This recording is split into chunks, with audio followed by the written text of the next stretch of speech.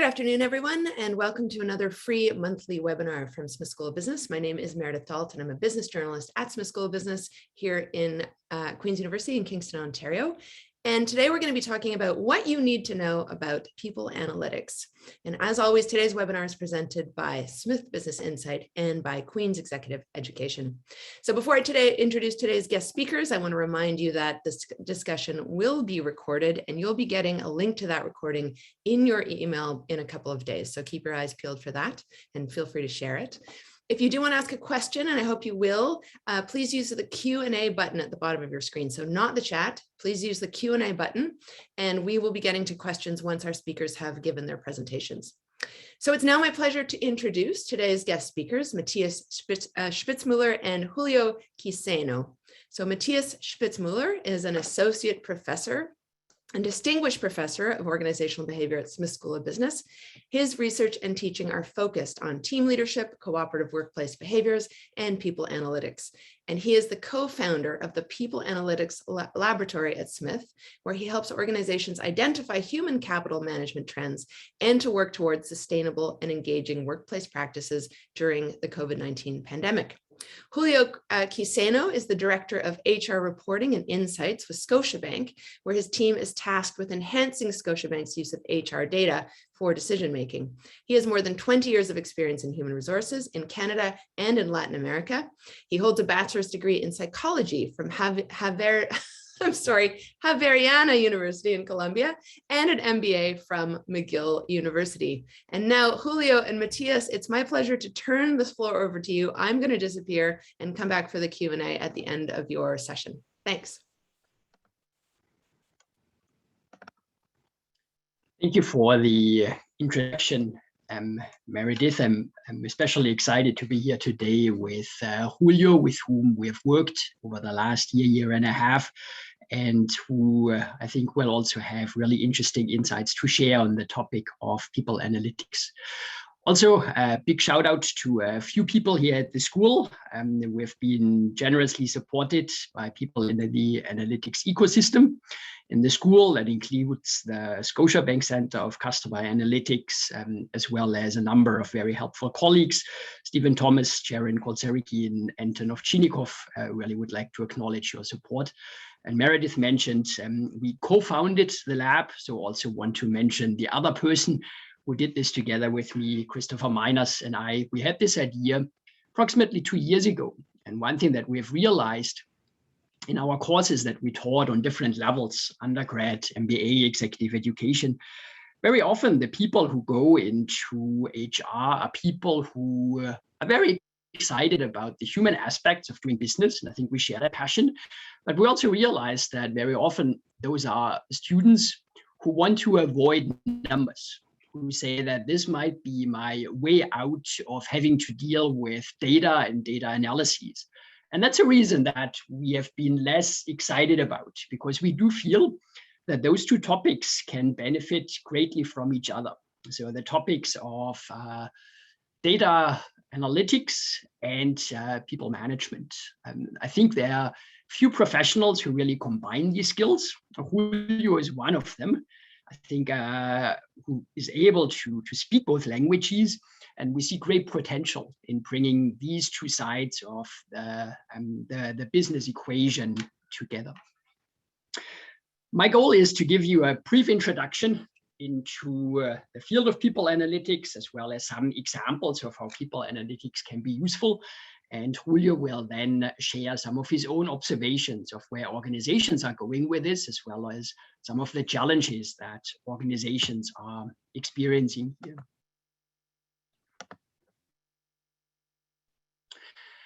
I'd like to start by talking about wine, which I know is an unusual introduction to the topic of people analytics, but just bear with me for a second. My interest and passion for wine started as an 18-year-old student when I was visiting southeastern France together with a fellow high school graduate. And we went there to a beautiful chateau, to a wine estate called Châteauneuf-du-Pape in the southeastern part of France in the Rhone Valley.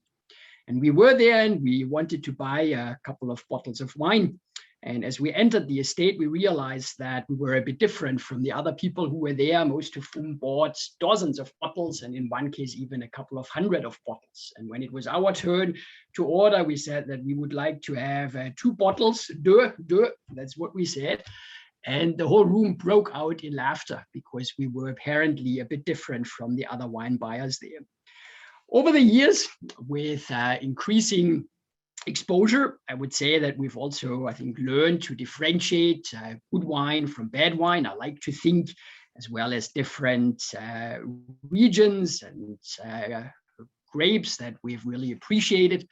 But one thing that has really stood out to me, just a couple of years ago, I looked into the science of wine, and I realized that in spite of many years of trying to identify an educated taste of what is a good bottle of wine, the science says that we're actually terrible at this. So research finds that tasters can actually not reliably differentiate between white and red wine. So we're not talking about Cabernet Sauvignon or Merlot or Shiraz or a Pinot Noir, just in general, not even between white and red wine.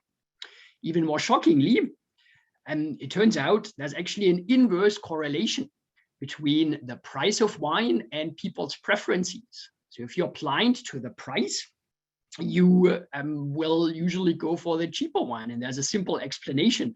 Cheaper wines have oftentimes got sugar additives. And it turns out many people experience those as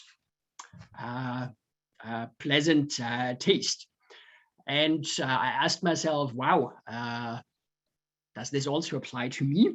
So we met with a group of friends and we tried to replicate that. And I can share, we were indeed able to differentiate white wine from red wine, but we were not really able to differentiate good bottles of wine from bad bottles of wine.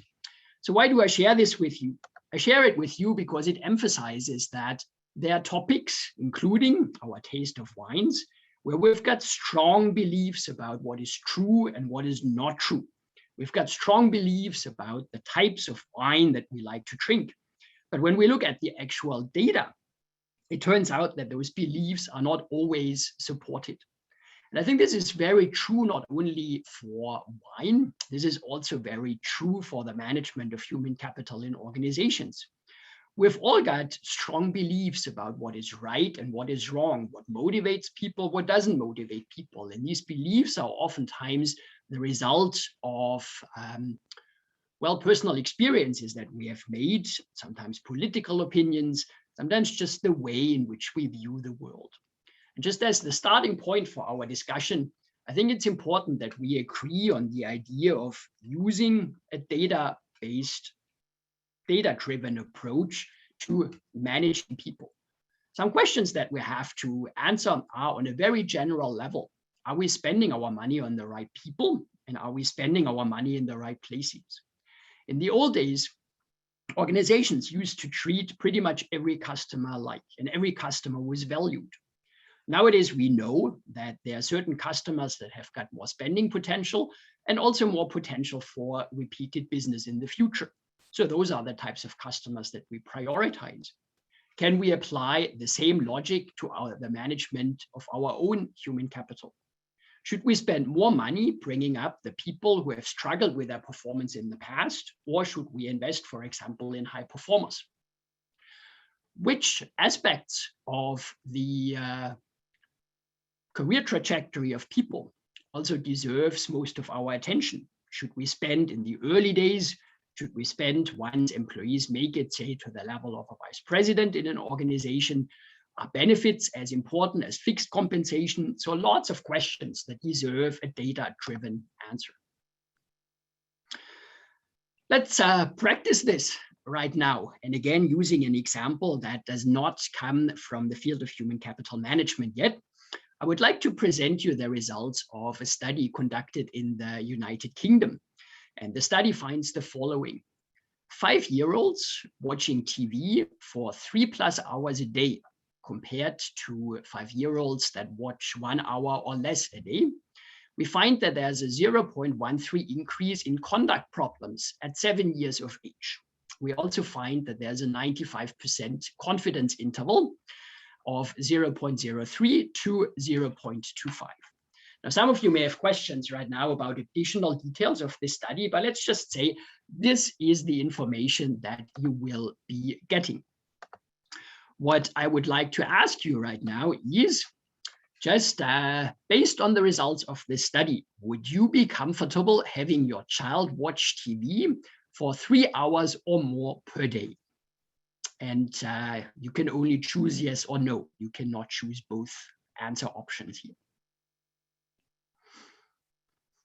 I'm giving you 10 seconds or so to answer this question, and then let's see how the majority of you respond.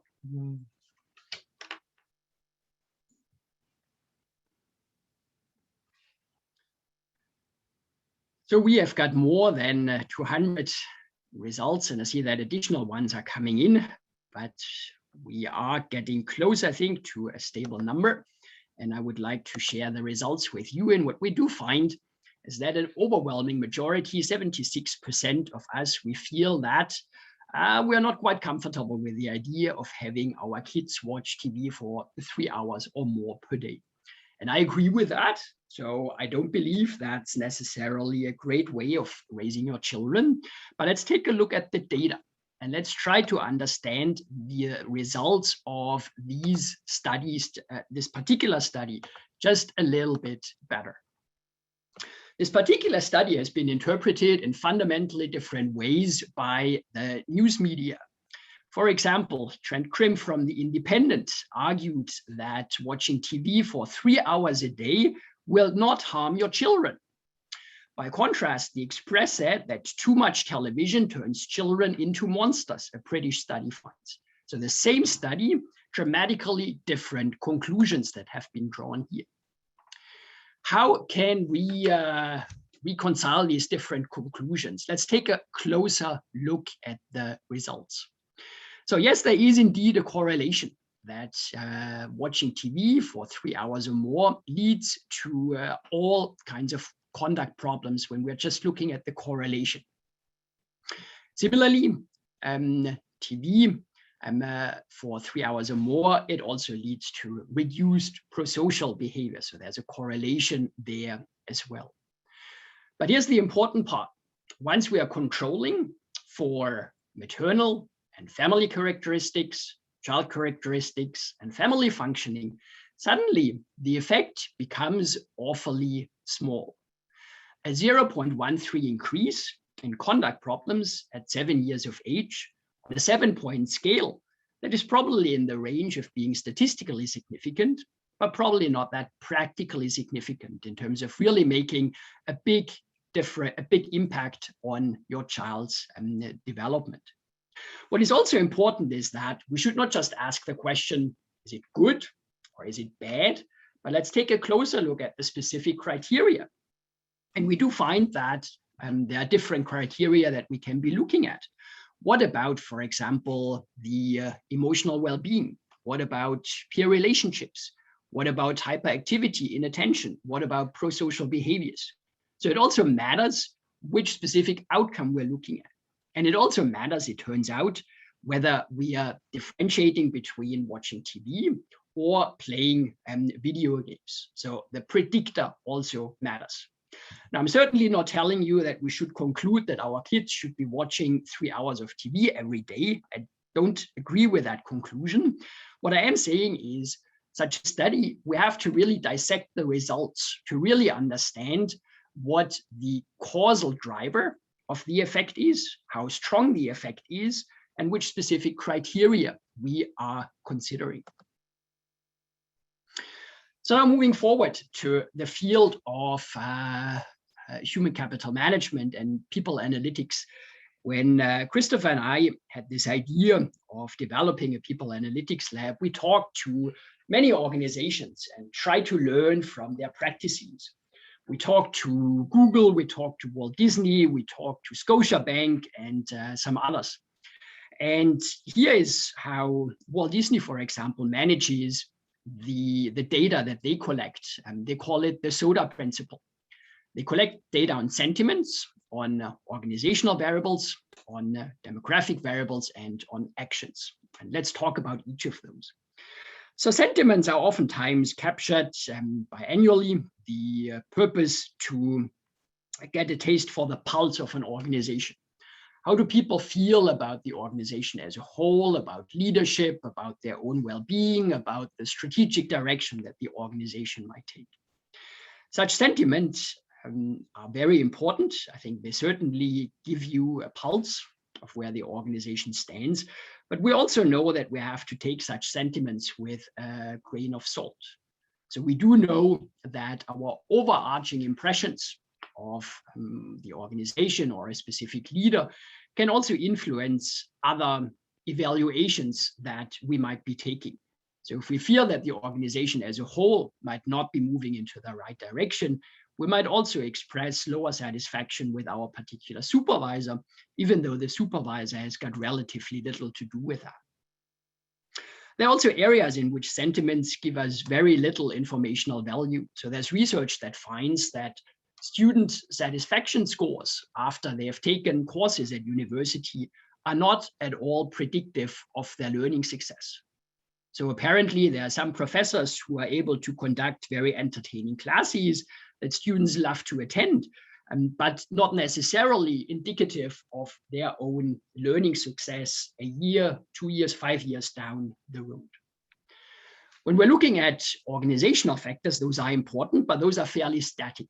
So those are basically just where you are slotted into the organizational hierarchy. Are you a permanent, a temporary employee? What's your job grade, job category, hierarchical level, and so forth? Demographics is an interesting one. It's an interesting one because by law, organizations are not allowed to collect data on certain variables. There are also restrictions to the extent to which organizations can leverage some of these data for their analyses. In North America, for example, and in Europe, there are restrictions on the extent to which gender can be used as a predictor variable for lending decisions of banks. In a really fascinating analysis, Anton Ovchinnikov here in the school and one of our PhD students, Stephanie Kelly, they found that ironically, omitting gender from these analyses leads to a high level of discrimination in lending decisions that banks are taking. The reasons being, if you are omitting gender, women also don't get credit for a more conservative financial decision-making approach that they have over men. So in other words, what makes them different and special in this particular case is not appreciated by the algorithm. And as such, they are less likely to receive lending, to receive loans. So it shows that this is much trickier than we like to think at the outset when organizations are deciding which variables do we want to include here, which ones do we not want to include. And then finally, organizations can also capture actions that employees are taking in terms of vertical career moves, lateral career moves, performance evaluations, results of 360-degree feedback exercises, days of vacation that they may have taken, or, and I think this is an underappreciated aspect, from the digital exhaust. How many emails have they written? Which language might they have used as they wrote these emails? How many meetings have they attended? Sales meetings or sales volume generated, and so forth. Now, the important part here is most organizations collect in varying degrees data that fits into these different buckets here. But in most organizations, you have also got different data owners, meaning it's pretty difficult to bring all of this data together in one data file so that you can really analyze it. Different process owners might sometimes also have an interest in not just releasing that data to other people in the organization. That also raises the question, to what extent does human capital management have to be connected to people in IT or process owners of data? Oftentimes, that is a very restricting factor as it comes to accessing data and analyzing it to derive important results. And maybe Julio can also share a little bit more about that in his part of the talk. A lot has been written about the advent of big data and how it is different from traditional sources of data. Not going to say too much about it, but just want to really develop an appreciation of the type of world and type of data that we live in, that we're dealing with right now. If we're just taking a look at the volume of data, every person around the globe on average produces 1.7 megabytes of data on social networks in every second. Now think about this, just the huge amount of data that is generated there, and that also provides really interesting opportunities for insights in terms of our preferences, our well-being, and so forth. Data is produced at a shocking pace, shocking velocity, but also of different quality or veracity. If you're taking a look at the average Twitter feed, and you realize that not all data, not all messages there are of the highest quality. And with that also comes the question of value. To what extent does the data provide value for organizations? And how can organizations identify the data that is of highest value to them? That's especially difficult because data has got such different degrees of variety. We've got structured data, we've got semi-structured data, and we've got unstructured data, where it's very difficult in a first step to just translate that into a format in which it is accessible to statistical analysis.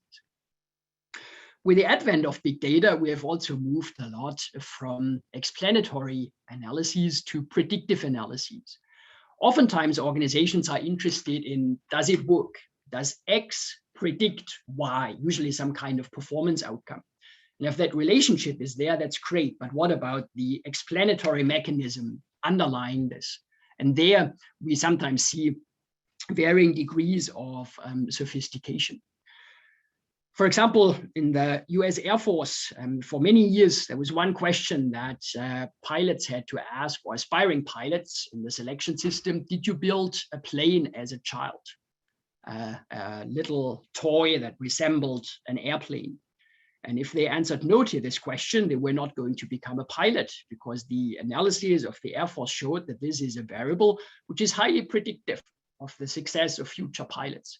Without fully understanding the explanatory mechanism, why is this really the case?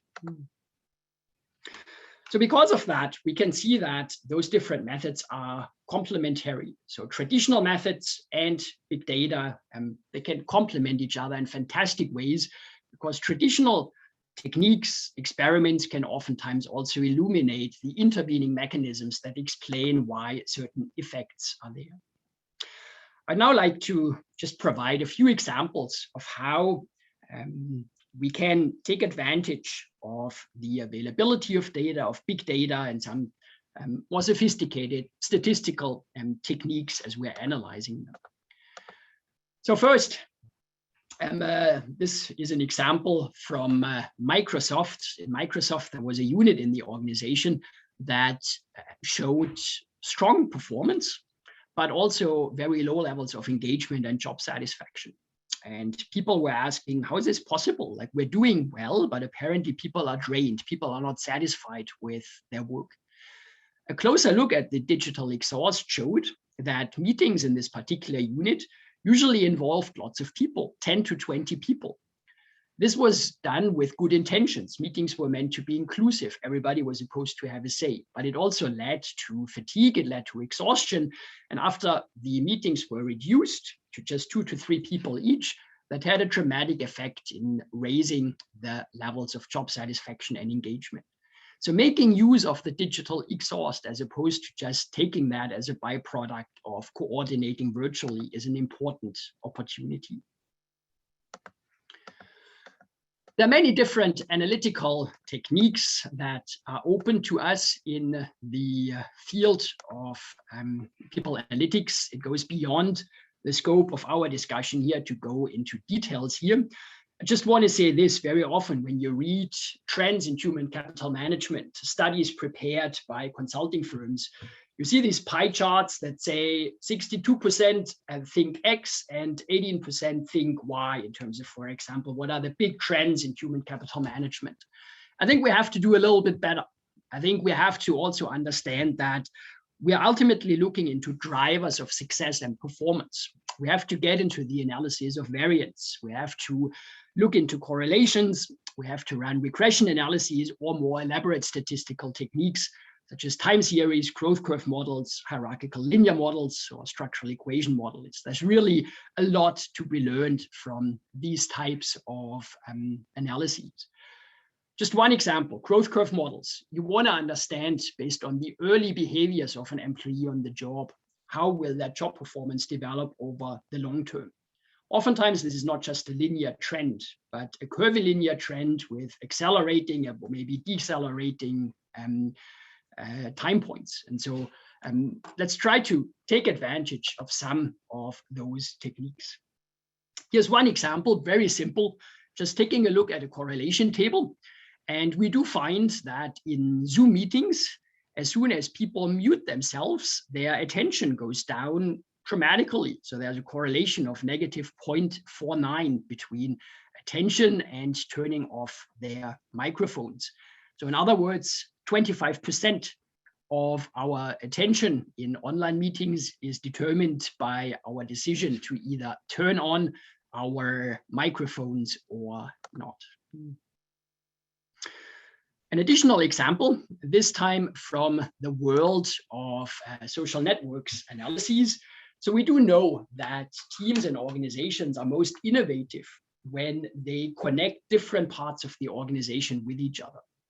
So we've got a social networks configuration where people are tightly connected with their own team, but that oftentimes comes at the expense of connections with the broader social network of the organization.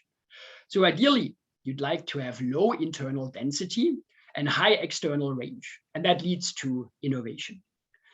Organizations can say, well, how can we create such encounters? And a good starting point would be lunchtime. How many people can sit at a table over lunch? If there are 4 people, you are likely to have the same team members who talk to each other over the course of the day.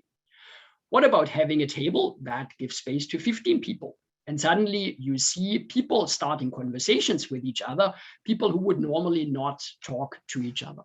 And those are the types of networks that you want to promote to ultimately also facilitate innovation in your organization.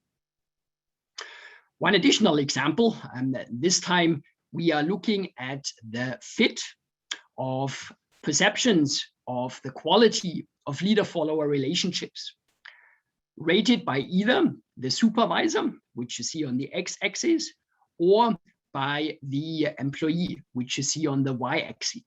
And the important takeaway here is it's not just the absolute levels of satisfaction. So do you like your supervisor? Do you think you've got a good relationship or not?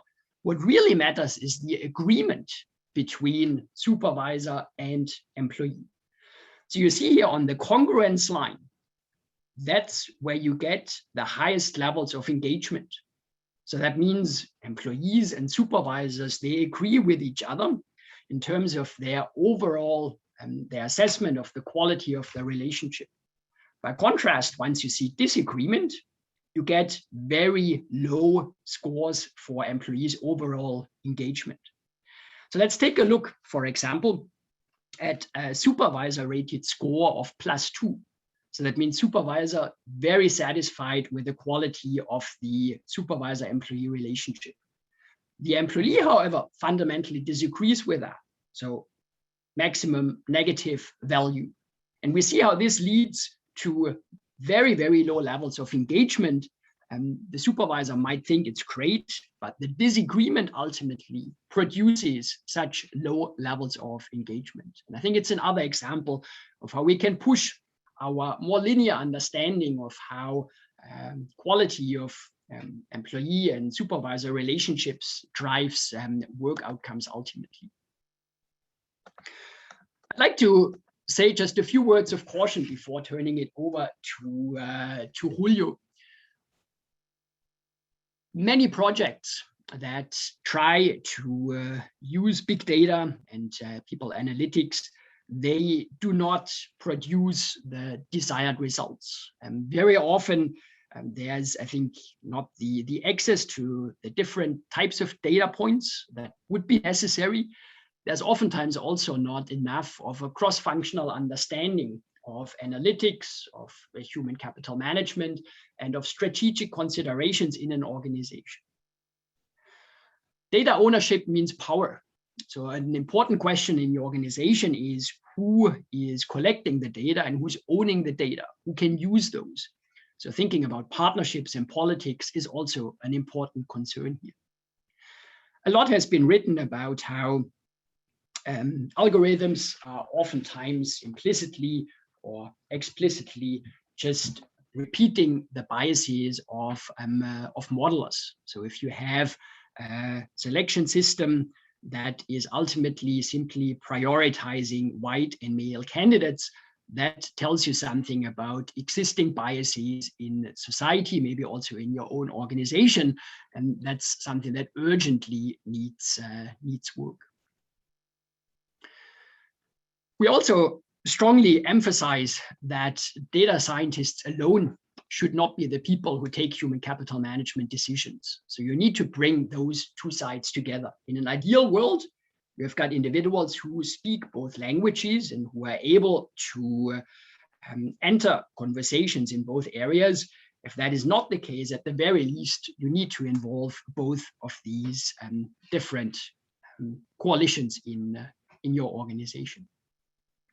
If you're interested in hearing a little bit more about how it is important to not over-rely on big data, we are also sharing a link to a TED Talk that Trisha Wang gave just a couple of years ago on the human insights missing from big data and how it's so crucial to complement our analysis of big data also with thick data. So talking to the experts that have got a very deep understanding of a subject matter expertise, especially in evolving areas that your existing business model might not capture.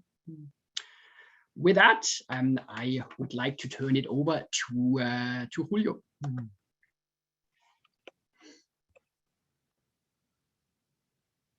All righty. Okay, so good afternoon, everybody. And thank you, Matthias and Queen's University for this great invitation. My name is Julio Quiceno, and I'm currently a people analytics practitioner, and I lead a fantastic team that is in charge of enhancing Scotiabank's use of HR data for decision making. And what I want to do in the next 20 minutes or so, I'll try to share some learnings on our journey to evolve the bank's people analytics function. And I hope it can support your efforts if you work in HR in this field, and provide for those who are not close to human resources a general vision of the challenges that as an HR practitioner, one faces in evolving the function. So it's kind of like aspiration versus reality, kind of like the title of what I want to talk about. So the first thing is I want to talk about foundational work. It takes time and a lot of patience. So when you think about the domain of HR data, you have more than 50 domains only related to HR data. And I'm talking about HR processes, each one with its own logic, workflows, assumptions, and complexities. So obtaining, transforming, loading, presenting, making sense of all of the type of information requires a very strong, solid technology foundation. And of course, in the last 10 years or so, human capital solutions like Workday, SuccessFactors, or Oracle have clearly facilitated bringing all of that information together. By getting into one single place, so your source of truth really takes years. It will take a lot of dollars, hard work, and particularly a lot of implications because HR data connects downstream to so many processes in an organization and external and internal providers. So it's not an easy task. So unwinding that whole infrastructure and evolving into kind of like a new technology has proven to be a difficult task. And many organizations are still working towards that type of goal. So, and that foundational work is truly required just to cover the core needs of information, just to do your basic reporting and to make the jump to a sustainable analytics function where you want to do, just more than, discrete projects and work on long-term problems becomes very difficult. So maybe if you join an organization, think about it like what is their progression around their technology. The second thing is like the cousin of technology is data governance. Data governance practices, and as you build the function, put a lot of attention to it because it will save you many headaches. So practices and decision frameworks are very important on who can take action, why, and when is fundamental. So you ensure that employee trust is kept and you minimize the risk for the organization on whatever decision is being made with the points of information that you produce.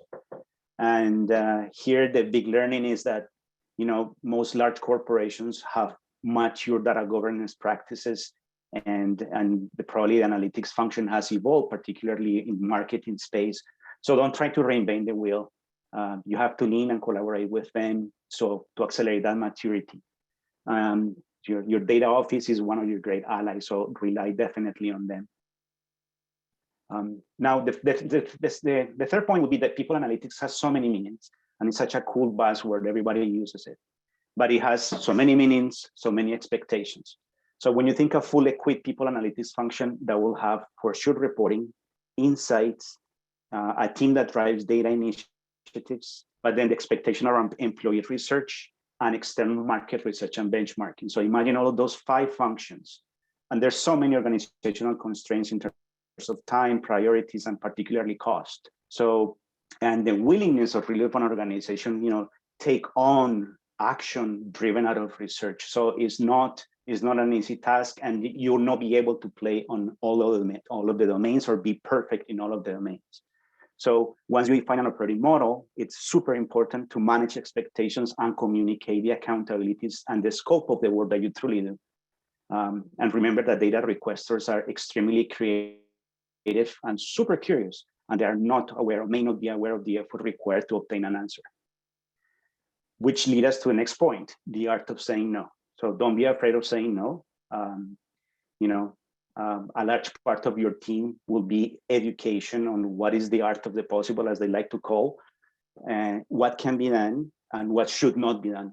Not just because it can be done, it should be done. So don't be afraid to disappoint. And you may not like the answers or make them escalate, but just keep paying attention and be patient, because those requests will be what would allow you to deliver in the future. Okay, so that's the first one. The second one, the point that I want to bring is the point of building a scale. So as you have and you deliver solutions, the reality is that all of your volumes are going to increase. Either if you do a reporting project or an inside work, is going to create more requests and increase demand for data. And organizations are super hungry on receiving meaningful data to make decisions. So it's good to keep a good balance around both of them. There's always debate on reporting being a separate team and just having kind of like a research team or like a high level, very skilled people in terms of the statistics and so on. But I believe that reporting itself, it's really the function that is going to allow you to take the pulse of the organization from a demand point of view. So allow you to understand trends and build more on your inside work. Then the next thing, of course, is balancing the skills of your team as you evolve. One big thing is having business acumen, because context is so important.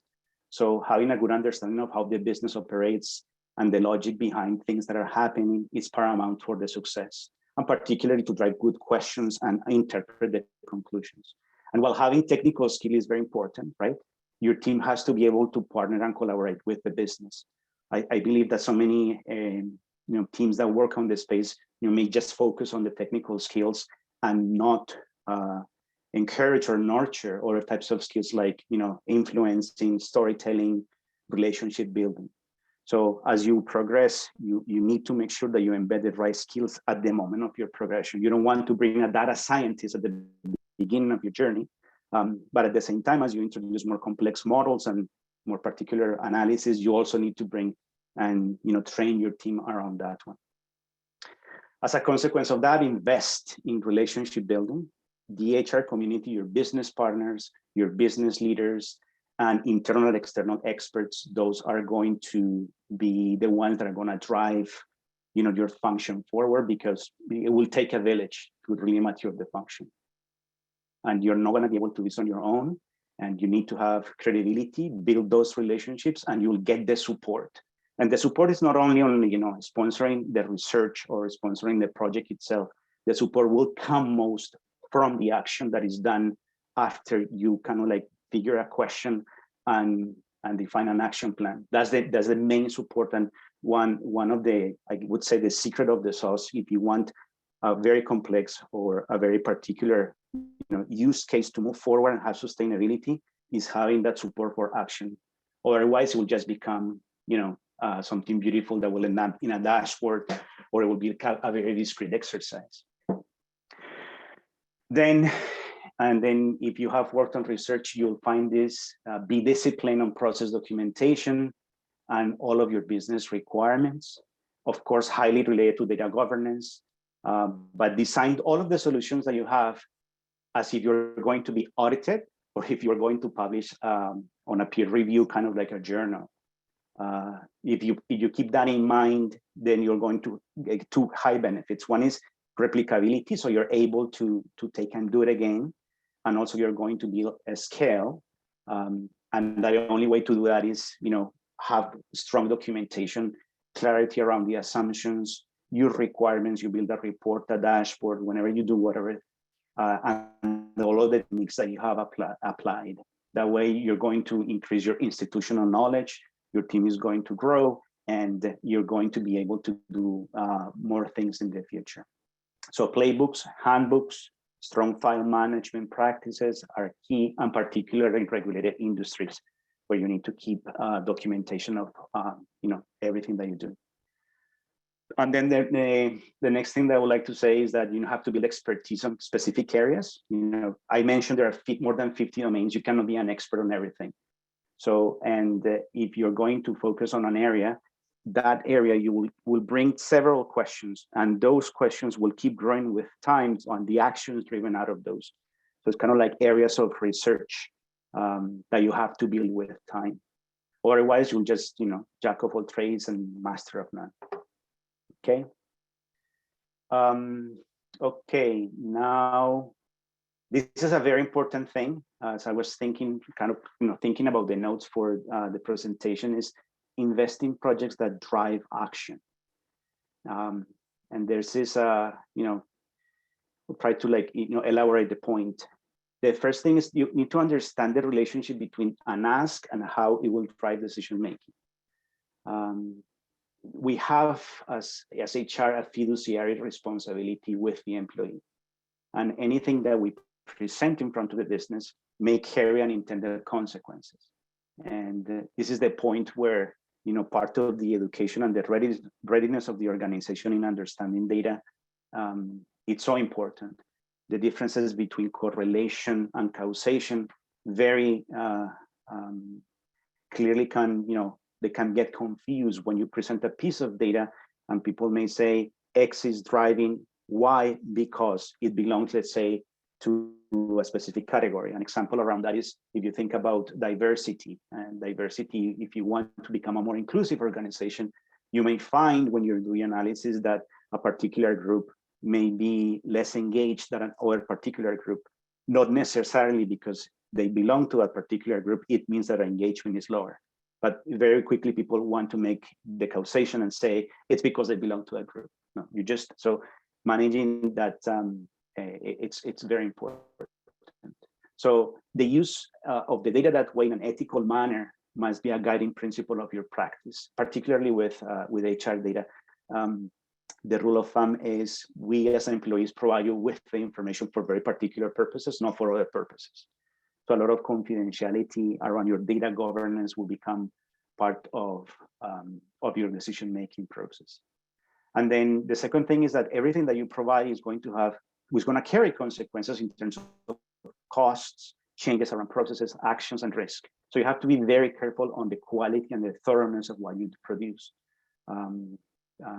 So an example, let's say that right now with the return to work, the real estate department wants to make an analysis in terms of how the number of employees has changed since pre-pandemic to post-pandemic. for specific buildings. So gotta be very careful, have peer review on the analysis, brainstorm with your team, because those numbers are going to drive decisions that are going to have a huge cost impact. They may decide to rent more buildings, increase the space, reduce the space. They need to account for things that they're going to buy, for training, for budgets, for a bunch of things. So the quality and the thoroughness that drives action, it's super important. And then the second point around that one would be challenge analysis paralysis, because people will come and ask for more and more and more, or they just come like, give me all of this. Then you have to push with your team in the intake process around the why, right? So push and push. Why do you need this information? What are you going to do with this piece of information? What action is going to be driven out of that piece of information? And sometimes you have to say, I don't make sense, and you have to influence via negotiation and say, why don't we do this instead? And then come up with creative solutions. And then it's also that just because you have more data doesn't going to mean that you're going to have better actions. So when you think about retention, for instance, there's only a very few things or several things that you're going to do to drive retention. So you don't need to do necessarily more and more and more research and keep asking questions, because that is not the solution. The solution is going to be action. So try to push more for action. And then as you build a relationship with the business, you have to be mindful that driving change is not easy, and is going to require an investment and development of new, many times, talent management processes. In my view, that's one of the reasons that very interesting analytical exercises don't move from being discrete to have long-term impact. For instance, the classical example when you have attrition, resignation indexes probability, you want to predict who's going to go or not. If you don't ground that type of activity or research on something that can be done with training, better pay, etc., is not going to drive any action, and it's just going to become an index that it comes with you as part of your employee profile, or it's going to be a percentage or a ratio on a dashboard, and nobody's going to do anything around that one. Okay. And then the last two things that I want to share with you is value does not necessarily mean higher complexity of higher volumes. This is related to the shiny object as well. Many times we think that because we're running very complex statistical models or running multivariable analysis, that's going to drive value, and not necessarily that means. The truth is truly understanding the business needs, and sometimes what the leaders are looking for is just basic information. They may just want to know how many terminations, just basic descriptive information that for them might be good enough. And then we are inclined of doing like more complex things, of course, but not necessarily that means value. And then with that in mind, you don't need to be the best in class at everything, right? So it's part of that adaptation to the reality of your business. And then also it's part of that iterative approach in the relationship that you build with the business. So many times when you embark on these type of things, you want to deliver perfection. So instead of just like, this is what we have, let's take it, let's evolve it, let's take that iterative kind of like design thinking approach with the user in mind, build complexity, throw more variables at it, and keep asking the questions and keep testing it until you can grow that type kind of like area of research into something that is more meaningful. And then stop all the time as you're building new solutions. When you think about the number of dashboards, reports, metrics that you can be supporting on all types of areas, whether it's audit, legal, compliance, marketing, finance, you can end up with hundreds and hundreds of reports. Always challenge yourself, go back and streamline those things, because less is more. You don't want to find yourself in a situation where a practitioner within an area, particularly, let's say HR, goes and finds 20, 25 reports with very useful, with very interesting information, but is not going to allow them to have that solution or understand what's happening to a function. So that it's something that it's super important to do. And then finally, one thing that as you work on this field, is very common is the shiny object. You know, as in many areas, you have evangelizers. We saw this we've seen it with new tools, and particularly around technology. And is the use case sales pitch. I call this a use case sales pitch. They come and tell you that this is going to be kind of like the holy grail that is going to solve all of your issues. And then if you're a salesperson, you want to go directly to an executive, you know, a short time span. They want to have things fast. They're being pressed for results. So they're going to say, okay, this is what I need. Why don't we implement this? You know, or X or Y company has it. Why don't we have it? And the reality is that it's easier said than done. It's going to take time, and particularly for technology-related projects. As I said before, all of the complexity on how you manage your processes may not be aligned with the expectations of all of these magical tools. And just because maybe you set up the workflow in so many ways that when you look at the information, you have to clean that information so much. You cannot take the information or the feed into a tool without having to do a lot of preparation. So there's always going to be hidden costs on of these promised solutions for things like forecasting, predictive modeling, etc. So those are things that I've seen. All of the things that I have told you about are things that I've seen as we try to grow a practice. And I know it's a very kind of like the 10 things you have to like keep in mind when you build your people analytics function. But I thought that this could be a good summary for the short time that we have, and I hope that you find it useful. So with that, we'd like to turn it back to the moderators, and maybe we have some questions. Thank you, Julio. Thank you, Matthias. We actually have some great questions coming in, and though we've got about 10 minutes for questions, I want to start with an interesting question, which is, at what point does using people analytics and developing AI tools become unethical and exploitative in nature, exposing the business to future regulatory control or loss of trust in employment relationship? Who wants to take that one? Matthias, you're nodding. I can start. I think it's one of the most important questions as we're dealing with big data in organizations. And I've got a few observations to share. So first, obviously, you need to follow the existing legal guidelines in your jurisdiction. But second, as we have also seen in the one example that I mentioned before, sometimes excluding certain type of data actually discriminates against the types of people that you want to protect. So we've seen that in the example of lending decisions. So not including gender in your model, it comes with good intentions, but it ultimately also leads to the discrimination of female applicants for loans. And that's something that you have to consider as well. One thing that really impressed us as we talked to Google, for example, they were considering internally, whenever somebody is trying to use data, there has to be almost an internal ethics board in which people have to apply for collection and use of certain types of data. So we do this at universities. Whenever we are applying for research projects, we have to show that we follow ethical guidelines, and there's a formal process and a formal unit in the organization dedicated to it. And Google said, we want to develop something like this internally to ensure that we have a responsible use. And I think that's a best practice that I would also recommend to other organizations. Okay, Julio, did you want to weigh in, or are you? Yeah, I will just add that it's not, you shouldn't be jumping directly into like one-to-one decision-making process. It's going to be just a pointer that maybe will make you, drive other discussions. Let's say you want to create via AI some type of indicator of an index. Again, what is the probability of X? It's just, that only provides you a pointer. Go back to the business, talk to the leaders. A lot of those decisions will come part of panels. So it requires conversation. This is not going to be something that is going to drive just the action because it said so. So it's just an informational piece.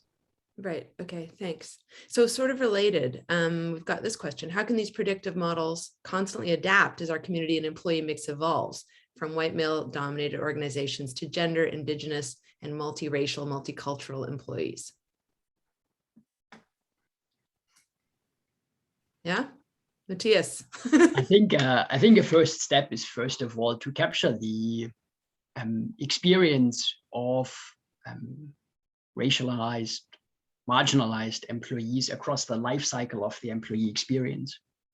So if you are taking a look, for example, at universities, and you try to understand to what extent is the university inclusive, you can start by saying, how many applicants do we have from underrepresented groups? Then second, of those who have received an offer, how many of those actually come to study here? What about their satisfaction during their studies? What about their likelihood of graduating? What about their likelihood of landing a job? Maybe salaries in those jobs, and how likely are they to stay in touch with the university? And so ultimately what you have to do is you have to capture the entire life cycle of the employment experience to really be able to speak to the lived experiences of those types of groups which have traditionally not been as well represented in your organization. Right. Julio, did you want to add to that, or? You continue, it's okay. So that's really interesting because a lot of the questions are sort of interrelated. So another question, given the current trend of the great resignation / reshuffle / reevaluation in the United States and starting to show signs of in Canada, particularly with Gen Z and millennial workers, how can people analytics be used to forecast new work trends and staff attraction and retention practices in our current labor climate? So I want to take that one. Yeah. I think the first one is kind of like a little bit myth busting. This is a good example of the shiny object. They coined this beautiful thing called the great tsunami is going to come, the economy is going to be inexistent, all of it. No, calm down, right? So this is where just, basic trending will help you understand, right? And we kind of like did this type of thing. We look at, pent-up demands, kind of like the thinking here. You have the acceleration of number of jobs that were posted. Projects were put on hold. When they reopen the gates, that is going to increase the demand for workers, and at the same time, so you have a compounded effect on the recruitment world that gives you a perception that everybody's leaving. So yes, you have an increase of people who are resigning, but at the same time, you have an increase of the jobs. So you have to do a little bit, first part is a little bit of myth busting to understand if this is actually something that is happening or not, and then evaluate the extent to which is happening. So you can use pre-COVID numbers, and you can see seasonality as well. So you have to bring all of these things with as part of the analysis. Once you get there, you have to, wait, maybe this is just a fever, it's not a trend in itself, and do some type of forecasting, which we did, and we were following it. And it seems that it's going back to normal levels because just, the supply and demand are going to, come together at some point. But also you need to understand, then this is where you start using other points of data around why people are leaving, what type of demographics may be leaving the organization or not. And this is where you kind of like start doing your research. But again, it takes a village. So everybody gets activated, talent acquisition gets activated, the talent vertical gets activated, leaders get activated, total rewards gets activated, and they all come up with a plan to intervene to try to stop retention or accelerate the people coming into the organization. Okay. There's one point that I would add, and that is, so when you're trying to understand unexpected trends, oftentimes you don't get to those by looking at big data, because big data is focused on your current business model, but by looking at thick data. And that's also the one video that I mentioned at the end of my part of the presentation. So oftentimes you get those insights through in-depth interviews with experts that have got very strong experiences in those areas in which you see rapid changes. And so complementing those ethnographic studies and qualitative interviews with the insights that you derive from big data is also a recommendation that I can give to try to not miss those huge developments that oftentimes catch us by surprise. Okay, thanks, you guys. I want to finish as we wrap things up. We've got a very practical question here, which might help other people as well. So what would you recommend someone do if they're trying to build their skill set in people analytics? These are great tips if you're trying to build the function. But what if you're someone who's trying to upskill from being an HR ops, admin systems, et cetera, to a people analytics practitioner? if you're already part of an organization and you work in HR, probably it's easier to get there because, you know, via development programs, some type of like job shadowing things, you can get access to data, right? So, you know, that's one big thing that you have to do. So I would like to just get in there. If you are somebody like a business partner, you can, you know, have the same type of conversations in there. If you don't belong to HR, probably, like I always say, like networking is gonna get you to places and will open, you know, the door to get in there. Okay. So I can go on and on, but I know we're short on time. So Matthias, did you want to add? I would just say that it's also, don't feel like those are magical skills that people have or that they don't possess. I think it's just getting your hands dirty and trying to learn some of the basics. You don't need to be a proficient user of Python to understand causal inference and to learn to read correlation tables. And I think the more you move into that, the more you realize there's actually a lot of information out there and very practical tutorials that also share really great insights without you having to go through a full-blown program or career switch. Got it. That's really useful. Thanks very much. There are more questions. I'm so sorry to our audience that we're not going to have time to get to them all today. But for those of you who are asking, yes, you will be getting a recording of this presentation in your inbox. Keep your eyes peeled on your inbox. It will be coming in the next day or two. My little moment to make a plug for what's coming up next in terms of education opportunities at Queen's Executive Education. So if you're interested in learning more about best practices in leadership and talent management, you might want to check out these virtual programs. One called Building Resilience When It Matters Most, which is a half-day program taking place on November 24th. And we have Coaching for High Performance, which is a 10-hour virtual program, which begins in the new year. So you can visit smithqueens.com/execed. You'll see that on your screen for more information about those programs. Our next free webinar happens on Thursday, December 9th. It will be our last webinar for 2021, which is sort of mind-blowing. For that one, you'll have a chance to hear from marketing mastermind Ken Wong, who is a Smith professor, who will be discussing the topic of high priority marketing issues that should be on your radar as we get closer to 2022. So everyone who signed up for this webinar will be getting information about that one. And again, feel free to share that within your networks. Matthias and Julio, thank you so much for your fantastic insights. I know our audience got a lot out of everything you had to share today. So thanks for taking the time to speak with us. And thanks for our audience for being with us today. And from everyone at Smith School of Business at Queen's University, thank you so much for tuning in and enjoy the rest of your afternoon. Goodbye.